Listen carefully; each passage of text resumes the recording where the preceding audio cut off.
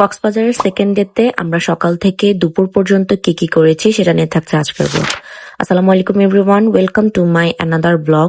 তো ওই দিন হচ্ছে আমরা সকাল থেকে একদম সন্ধ্যা পর্যন্ত অনেক কিছু করেছি সেকেন্ড ডেতে, যার কারণে আমি ওই ব্লগটা মানে ওই দিনের ব্লগটা দুইটা পার্টে শেয়ার করছি।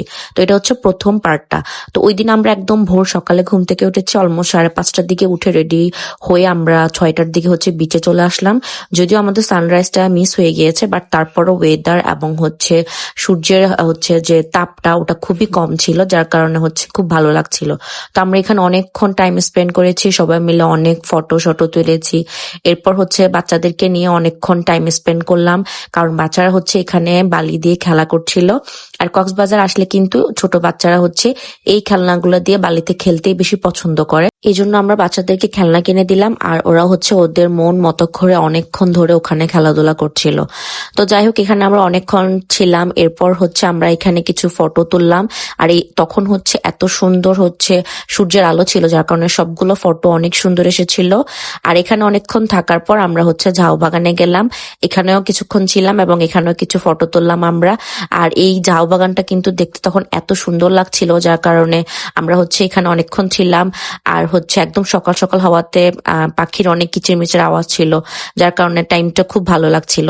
যাই হোক, আমরা হচ্ছে এরপর হোটেলে গিয়ে একটু রেস্ট নিয়ে একটু আবার রেডি হয়ে আমরা হচ্ছে বুফে ব্রেকফাস্ট করতে চলে গেলাম, যেহেতু আমাদের কমপ্লিমেন্টারি যে বুফে ব্রেকফাস্টটা ছিল ওটা হচ্ছে ওই দিন থেকে স্টার্ট হয়েছিল। তাদের ব্রেকফাস্টে কিন্তু মোটামুটি ভালো খাবারই ছিল, এখানে জুস ছিল আর হচ্ছে চা ছিল। আর মেইন কোর্সে এখানে তারা ফ্রাইড রাইস দিয়েছে, পাস্তা, তারপর হচ্ছে পরোটা ছিল, সাথে ছিল এখানে একটা ডিমের তরকারি, মানে এটা হচ্ছে স্ক্র্যাম্বল ডিমও বলা যায়। আর হচ্ছে এখানে সবজি ছিল, সাথে মুগ ডাল ছিল, আর ডেজার্ট হিসাবে এখানে সেমাই ছিল, সাথে হচ্ছে একটা স্যুপ ছিল। এই স্যুপটা কিন্তু খুবই মজার ছিল, দেখতে যদি অতটা ভালো লাগছিল না, বাট খেতে কিন্তু ভালো ছিল।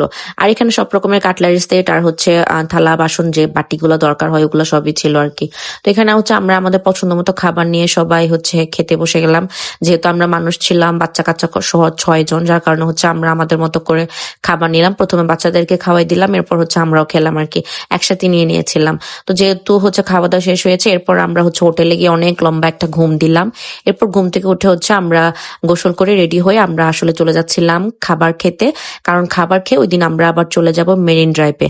যদি ওটার ব্লগটা আজকে এখানে দিচ্ছি না, ওটা হচ্ছে পার্ট 2-তে আসবে।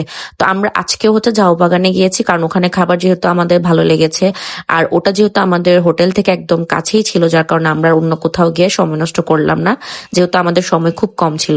আর আজকেও আমরা সেই আগের মতোই নিয়েছি সব খাবার, আর এক্সট্রা শুধু নিয়েছিলাম হচ্ছে ওই দিন খাসি নিয়েছিলাম। আর এখানে ভর্তা, সব রকমের ভর্তা যে প্লেটারটা ওটা আজকেও নিয়েছি, প্লাস হচ্ছে এখানে রূপচাঁদাও নিয়েছিলাম, তারপর হচ্ছে ডাল নিয়েছি, সালাদ, আর হচ্ছে ওই দিন হচ্ছে কমপ্লিমেন্টারি হিসেবে ওরা একটা আচার দিয়েছিল, আচারটাও কিন্তু খুব মজার ছিল। তো আমি এখানে প্রথমে সব রকমের ভর্তা নিয়ে নিলাম, সাথে তো আমাদের অবশ্যই প্রত্যেক দিনই আমরা নিয়েছিলাম সেটা হচ্ছে যে কি লইট্টা ফ্রাইটা। আর লইট্টা ফ্রাইটা কিন্তু আসলে কক্সবাজার আসলে না খেলেই হয় না। তো যাই হোক, আজকে ভিডিও পর্যন্ত। আসসালামু আলাইকুম, আল্লাহ হাফেজ।